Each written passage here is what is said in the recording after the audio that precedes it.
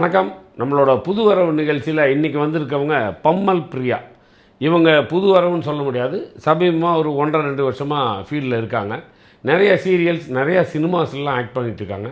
மேஜராக அவங்க maximum police கேரக்டராக தான் பண்ணிகிட்ருக்கோம் அப்படின்னு. பட் டிஃப்ரெண்ட் கேரக்டர்ஸ் பண்ணணுன்னு ரொம்ப ஆசையாக இருக்குதுன்னு சொன்னாங்க. அவங்கக்கிட்டே அவங்கள பற்றின விவரங்கள், அவங்களுக்கு என்னெல்லாம் டேலண்ட் இருக்குன்றதையும் அவங்களே சொல்ல வைப்போம். வணக்கம் பிரியா. வணக்கம் சார். ஆமாம், உங்களை பற்றி நீங்களே சொல்லுங்கள். வணக்கம், என் பேர் பிரியா. நான் சாதாரண ஒரு மிடில் கிளாஸ் குடும்பத்தை சேர்ந்த பொண்ணு தான்.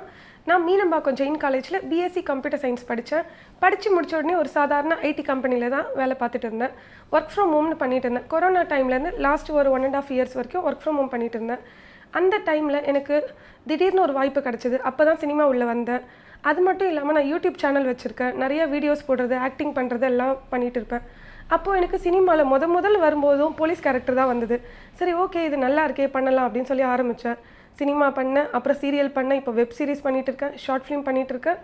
கிட்டத்தட்ட ஒரு 20 சீரியலில் இன்ஸ்பெக்டராக மட்டுமே பண்ணிகிட்ருக்கேன். அண்ட் ஆல்சோ எனக்கு பெரிய ஆசைலாம் ஒன்றும் இல்லை. இன்ஸ்பெக்டர் மட்டுமே பார்த்த என்ன மக்கள் மத்தியில் ஒரு நல்ல கேரக்டராக, லைக் ஒரு டாக்டராகவோ இல்லை சாதாரண மக்கள் மாதிரி ஒரு கேரக்டர் ரோல் பண்ணணும்னு ஆசை. ஆனால் எல்லா டேரக்டர்ஸும் ஆடிஷனுக்கு போனாலும் சரி, நீங்கள் போலீஸாக தானே பண்ணியிருக்கீங்க, இதுலேயுமே போலீஸாக பண்ணிவிடுங்களேன், நம்ம படத்துலேயும் போலீஸ் சப்ஜெக்ட் இருக்குது, நீங்கள் பண்ணிவிடுங்களேன் அப்படின்னு சொல்லிட்டு போலீஸ்க்கான வாய்ப்பே தான் கொடுக்குறாங்க. ஆனால் எனக்கு ரொம்பவும் பிடிச்சிருக்கு. எல்லோரும் போலீஸ் பண்ணுறதுக்கு யோசிப்பாங்க, என்ன போலீஸ் கேரக்டராக வருதுன்னு. எனக்கு என் அப்பா அம்மாலாம் என்னை போலீஸ் ஆக்கணும்னு அவங்களுக்கு ஆசை. நான் நல்லா ஹைட்டாக இருக்கிறதுனால என்னை போலீஸ்க்கு படிக்க வைக்கணும்னு. பட் அது முடியாததுனால அட்லீஸ்ட் படித்து தான் போலீஸ் ஆகலை, நடிச்சாவது போலீஸ் ஆகலாம்ல அப்படின்றதுனால இப்போ ஒரு 20 சீரியல்ஸ், ஒரு 10 மூவியில் போலீஸாக பண்ணிகிட்டு இருக்கேன். வெப் சீரிஸ்லையும் போலீஸு, ஷார்ட் ஃபிலிம்லையும் போலீஸாக பண்ணிகிட்டு இருக்கேன். ஸோ இதுதான் என்னுடைய வாழ்க்கை வரலாறு. என்னோடய டேலண்ட்ஸ்ன்னு பார்த்தீங்கன்னா, பைக் ஓட்டுவேன். அதுவும் சாதா பைக் மட்டும் இல்லை, கீர் பைக்கு, KTM, R15 எல்லா பைக்கும் ஓட்டுவேன். அப்புறம் ஆட்டோ ஓட்டுவேன், எலக்ட்ரிக் ஆட்டோ ஓட்டியிருக்கேன் ரீசெண்டாக. அது மட்டும் இல்லை, டிராக்டர் ஓட்டுவேன். சென்னையிலேயே படித்து ஒரு ஐடி கம்பெனிலே வளர்ந்த பொண்ணு, ஊருக்கு போன உடனே டிராக்டர் எடுத்து ஓட்டின உடனே ரிலேட்டிவ்ஸ்லாம், இன்னும் உங்கள் பொண்ணு இவ்வளோ டேலண்டடாக இருக்கா, கிராமத்தில் டிராக்டர்லாம் எடுத்து ஓட்டுறாளேன்னு ரொம்ப ஆச்சரியப்பட்டாங்க. இது வரைக்கும் நான் ஓட்டாததுன்னு பார்த்தீங்கன்னா பஸ்ஸு, லாரி தான். அதையும் கொடுத்தீங்கன்னா கண்டிப்பாக ஓட்டி காமிச்சிடுவேன். வேறு என்ன டேலண்ட் இருக்குது உங்களுக்கு? வேறு டேலண்ட்னால் நல்லா பேசுவேன், ஆங்கரிங் பண்ணுவேன், ப்ரொமோஷன் பண்ணுவேன், பேச்சு திறமை இருக்குது. இந்த ஆடுறது பாடுறதுலாம் நமக்கு வராது. இப்போது உங்களை எல்லாருமே போலீஸாக மட்டுமே பார்க்குறாங்க அப்படின்னு சொல்லி சொன்னீங்க. ஆமாம் சார். டாக்டர் அப்படின்னு ஏதோ வார்த்தையாக உங்கள் வாயிலிருந்து வந்தது. டாக்டர்களுக்கு சினிமாவில் ஒரு பெரிய கேரக்டர் கொடுத்ததாக நான் எந்த அனுபவத்திலையும் பார்த்ததில்லை.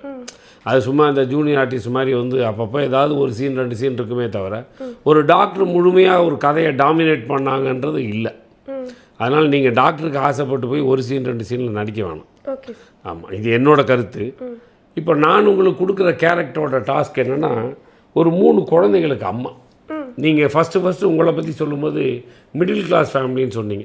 அந்த மாதிரி ஒரு மிடில் கிளாஸ் ஃபேமிலியில் இருக்கிற ஒரு மதர், ஒரு சிங்கிள் பேரண்ட், உங்கள் பிள்ளைங்களை படித்து வளர்த்து ஆளாக்கி அதை சக்சீட் பண்ணுங்கிறது உங்களோட மிகப்பெரிய ஆசை. உங்களுக்கு கிடைக்காத வாழ்க்கை உங்கள் பிள்ளைங்களுக்கு கிடைக்கணுன்ட்டு ஒரு பெரிய ஆசையில் இப்போ இந்த +2 ரிசல்ட் உங்களுக்கு மிகப்பெரிய ஒரு க்யூரியாசிட்டியை கொடுத்துருக்கு. ஏன்னா உங்களோட கடைசி பொண்ணு +2 ரிசல்ட்டுக்காக வெயிட் பண்ணிகிட்ருக்கீங்க. அந்த +2 பண்ணியிருக்கு. அதில் அவள் ரொம்ப லோ மார்க் எடுத்துட்டாள். இப்போ அவளுக்கு நீங்கள் கவுன்சிலிங் போய் காசை கட்டி படிக்க வைக்க முடியாது. லட்சக்கணக்கில் இப்போ எல்லா காலேஜ்லேயும் காசு வாங்கிடுறாங்க. அப்படி லட்சக்கணக்கில் காசெல்லாம் கொடுத்து என்னால் உன்னை படிக்க வைக்க முடியாதே, நீ பெருசாக அதாவே இதாவன்னு பெரிய கனவுகள்லாம் கண்டேன்.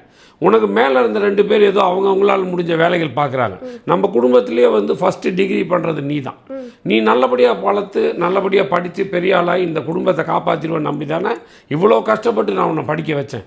பட் நீ இப்படி இவ்வளோ லோ மார்க் வாங்கிட்டு வந்துட்டு இப்போ நான் உன்னை எந்த காலேஜில் சேர்ப்பேன் அப்படின்னா அந்த பொண்ணு என்ன சொல்லிடுதுன்னா, நீ என்னை ஒரு நல்ல காலேஜில் பார்த்து சேர்த்துரு.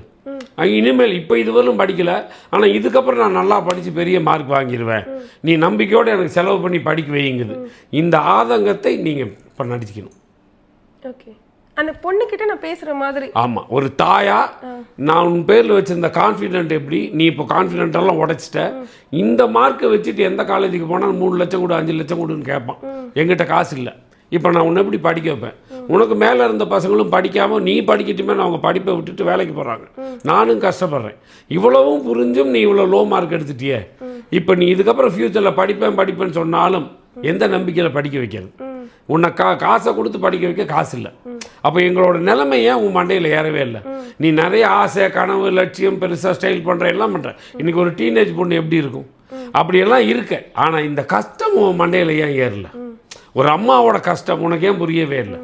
இதெல்லாம் மூணு பிள்ளைகளையும் வளர்க்குறீங்க. ஆமாம், அந்த தாயோட ஆதங்கம் தான் சீன். இது எமோஷனலும் வரலாம், வரலாம், அழுகலாம், நீங்கள் என்ன வேணால் பண்ணலாம். Okay sir. ஆமாம், உங்களோட நவரசத்தை நீங்கள் காட்டலாம். ஓகே. ஆமாம், ப்ளீஸ். சரிங்க. எக்ஸாம் ரிசல்ட் வந்துடுச்சு, இப்படி மார்க் வாங்கி வச்சிருக்க. உன்னை எவ்வளோ கஷ்டப்பட்டு நான் படிக்க வச்சேன். கொஞ்சமாவது உனக்கு பொறுப்பு இருக்கா? உன் தங்கச்சிங்களை பாரு, நீ படிக்கணுன்றதுனால அவங்க வாழ்க்கையை தியாகம் பண்ணிட்டு வேலைக்கு போயிட்டு இருக்காங்க. அவங்க வேலைக்கு போகிற வயசா? ஒரு அப்பா இல்லாமல் 2 பெண் குழந்தைங்களை வேலைக்கு அனுப்பிட்டு இருக்கேன் நான். அவர் இருந்தா இந்த நிலைமை இருக்குமா? 3 பேரையும் படிக்க வச்சிருப்பேன்ல நான். நீ அசால்ட்டா இவ்வளோ கம்மி மார்க் வாங்கிட்டு வந்திருக்க. ஒரு அம்மாவா இருந்து உங்க 3 பெண் குழந்தைங்களை நான் வளர்க்குறது எவ்வளோ கஷ்டம் தெரியுதா உனக்கு? பொறுப்பு இல்லாமல் பதில் சொல்லிட்டு இருக்க. இப்போ நீ வாங்கின மார்க்குக்கு எந்த காலேஜ்லையும் சீட் தரமாட்டான். அப்படி கிடைச்சாலும் சாதாரண ஒரு குரூப் தான் இருக்கும், நல்ல வேலை கிடைக்காது. உன் வாழ்க்கையே அவ்வளோதான். இதெல்லாம் உன் மனசுல இருந்தா நீ இப்படி பொறுப்பு இல்லாமல் இருந்திருப்பியா? சொல்லு. நான் இவ்வளோ கஷ்டப்படுறது எதுக்கு? உன் 3 பேரையும் நல்ல இடத்துல கட்டி கொடுக்கணும் தானே. நீ தான் உன் 2 தங்கச்சிங்களையும் பார்த்துக்கணும். எனக்கு அப்புறம் யார் இருக்கா உங்களுக்கு? இப்போ நீ சொல்கிற ஸ்கூலில் நான் கம்மி மார்க் எடுத்துட்டேன், காலேஜில் என்ன நல்ல காலேஜ் சேர்த்து விடுங்க நான் படிக்கிறேன்னு. எந்த நம்பிக்கையில் உன்னை படிக்க வைக்க முடியும்? என்னால் முடியல. இதுக்கு மேலே என்கிட்ட தெம்பு இல்லை உன்கிட்ட போராடுறதுக்கு. நான் வேலைக்கு போய் கஷ்டப்பட்டு சம்பாதிச்சு உன்னை படிக்க வச்சுட்டு இருக்கேன். நீ என்னென்ன பொறுப்பு இல்லாமல் இப்படி இருக்க? போதும் நீ படித்ததெல்லாம். உன் தங்கச்சிங்க கூட நீயும் சேர்ந்து வேலைக்கு போ. அப்போ தான் ஒரு பெண்ணோட அருமை உனக்கு தெரியும். உனக்குலாம் சொகுசு வாழ்க்கை கொடுத்தேன் பாரு. நீ கேட்டுன்னு செல்ஃபோன் வாங்கி கொடுத்தேன் பாரு. ஒரு அப்பா இல்லாமல் ஒரு பெண் குழந்தைங்களை வளர்க்குறது எவ்வளோ கஷ்டம் தெரியுமா உனக்கு? எல்லாம் பண்ணல, ஏன் தப்பு தான். நல்லா மார்க் வாங்கிட்டு வந்திருக்க. போதுமா சாமி, உன் படிப்பெல்லாம் ஓரம் கட்டி வச்சுட்டு நாளைக்கே வேலைக்கு போகிற வழியை பாரு. அதாவது ரொம்ப நல்லா பண்ணீங்க. பட் என்னன்னா அந்த எண்டில் வரும்போது எமோட் ஆனீங்க இல்லையா, அது பிகினிங்லேயே வந்திருக்கணும். சரி, உன்னால அதான் சொல்லிட்டு போகிறேன். உனக்கு விட சின்ன பசங்க 2 பேர், நீ நல்லா படித்து வளரணுன்னு தான் நான் அவங்கள வேலைக்கு அனுப்பிச்சிட்ருக்கேன். இந்த குடும்பத்திலே முதல் டிகிரி வாங்க போகிற பொண்ணு நீ. நல்லா வந்துடுவேன், எல்லாம் நல்லபடியாக பார்த்துக்குவேன்னு எவ்வளோ ஆசையாக இருந்தேன். எப்போ பார்த்தாலும் மேக்கப் பண்ணுற, செல்ஃபோனில் பேசுகிற கனவுகளாக கண்டுகிட்ருக்கேன். ஆனால் படிச்சிருவேன்னு சொல்லி படிப்பில் கோட்டை விட்டு வந்து நிற்கிறேன். இவ்வளோ லோ மார்க் வாங்கியிருக்கேன். எந்த காலேஜில் சேர்த்துக்குவோம்? எங்கே போனாலும் கவுன்சிலிங் கூப்பிட மாட்டான். பணத்தை கட்டி படின்னு சொல்லுவோம். பணம் கட்டுறதுக்கு அம்மா பணம் இல்லடி. என் கஷ்டம் உனக்கு புரியுதா? இப்படி இது இந்த எமோஷனல் அந்த அதாவது மிடில் கிளாஸ் ஃபேமிலியில் மட்டும்தான் எமோஷ்னல் ஓவராக இருக்குது. நீங்கள் ஹையர் கிளாஸில் பணம் இருக்கும், லோயர் கிளாஸில் படிப்பு வந்து நீ படித்து வரலும் போது வேலைக்கு போகணுன்னு சொல்லி இந்த எமோஷன் ரஃப்பாக மாறிடும். மிடில் கிளாஸில் மட்டும்தான் இந்த பேலன்சிங்காக இருக்கும். அது பிகினிங்லேருந்தே வந்தால் நல்லாயிருக்கும். ஒரு தடவை ட்ரை பண்ணுறீங்களா? ஓகே. என்னடி மார்க் வாங்கி வச்சிருக்க? இந்த மார்க்கை கொண்டு போய் காமிச்சா காலேஜில் எங்கே சீட்டு கொடுப்பாங்களா? உனக்கு எங்கன்னா பொறுப்பு இருக்கா? நீ கேட்டதெல்லாம் வாங்கி கொடுத்தேன் நான். எதுக்காக? நீ படித்து நல்ல வேலைக்கு போகணும் தான். இப்போ பாரு 12th ரிசல்ட்டு. இதுக்காக தான் உன் தம்பி தங்கச்சிங்க எல்லாம் படிக்க வைக்காம வேலைக்கு அனுப்புனா? வீட்டில் யாராவது ஒருத்தராவது படிக்கணும் தானே பண்ண. ஒரு அப்பா இல்லாமல் 3 பெண் குழந்தைங்களை வளர்க்குறது எவ்வளோ கஷ்டம் தெரியுமா? என் இடத்துல இருந்து நீ யோசிச்சு பார்த்தியங்கண்ணா. உனக்குலாம் எப்போதான் பொறுப்பு வரும்னு எனக்கு தெரியல. நல்லா மேக்கப் பண்ணிக்கிற, நல்லா செல்லு பார்க்குற, இதெல்லாம் பண்ணி என்ன பிரயோஜனம்? எங்கன்னா படித்து நல்ல மார்க் வாங்கியிருக்கியா? எனக்கு ஒன்றும் புரியல. நீ எப்போதான் திருந்த போகிற? எனக்கு அப்புறம் அந்த 2 குழந்தைங்களை யார் பார்த்துப்பா சொல்லு? உன்னை நம்பி தானே இருக்க. நீயே இப்படி பண்ணிட்டு இருந்தா என்ன அர்த்தம் சொல்லு? இதுக்கு மேலே என்னால் கஷ்டப்பட முடியல. நீ படித்ததெல்லாம் போதும், நாளைக்கே வேலைக்கு போக ஆரம்பிச்சிடு. ஏன்னா நீ வாங்கியிருக்க மார்க்கை வச்சா எவனும் காலேஜில் சீட்டு கொடுக்க மாட்டான். போதும் நான் பட்ட கஷ்டம்லாம். இந்த படிப்பு எல்லாத்தையும் விட்டுரு. உனக்கு செல்ஃபோனும் வேண்டாம். நீ நாளைக்கு வேலைக்கு போக ஆரம்பிச்சிடும் தம்பி தங்கச்சிங்க கூட. இப்போது நான் என்ன சொல்ல வரேன்னு உங்களுக்கு புரிஞ்சதா? நீங்கள் ஒரு மிடில் கிளாஸ் மதர், நீங்கள் போலீஸாகவே நடிச்சிட்டிங்கன்னு சொல்கிறதெல்லாம் கரெக்டு. அந்த மிடில் கிளாஸ் மதர்கிட்ட ஒரு எமோஷனல் இருக்கும். ரொம்ப பணக்கார வீட்டில் பணம் இருக்கும், அதனால் அவங்களுக்கு வருத்தம் இருக்காது. ரொம்ப ஏழ்மையாக இருக்கிற வீட்டில் நீ படித்து வரணும் போது நீ வேலைக்கு போகணும், அடுத்த கட்டத்துக்கு போயிடுவாங்க. இல்லை எவனையாவது பிடிச்சி கட்டி வைக்கிறேன்னு சொல்லிடுவாங்க. ஆனால் மிடில் கிளாஸில் தான் மேலேயும் போக முடியாமல் கீழேயும் போக முடியாமல் ஒரு தடுமாற்றம் இருக்கும். அந்த தடுமாற்றம் வரல. நீங்கள் ஃப்ளாட்டாக பேசிட்டீங்க. இதை விட முதல்ல நீங்கள் நடிக்கும்போது ஒரு எமோஷ்னல் கேரி ஓவர் ஆச்சு எண்டில். அந்த எமோஷனல் கூட இப்போது கேரி ஓவர் ஆகலை. நீங்கள் அப்படியே பேசி முடிச்சிட்டிங்க. அது ஏன்னு எனக்கு தெரில. பார்ப்போம். கண்டிப்பாக ஒரு நல்ல ரிசல்ட் நான் உங்களுக்கு சொல்கிறேன்.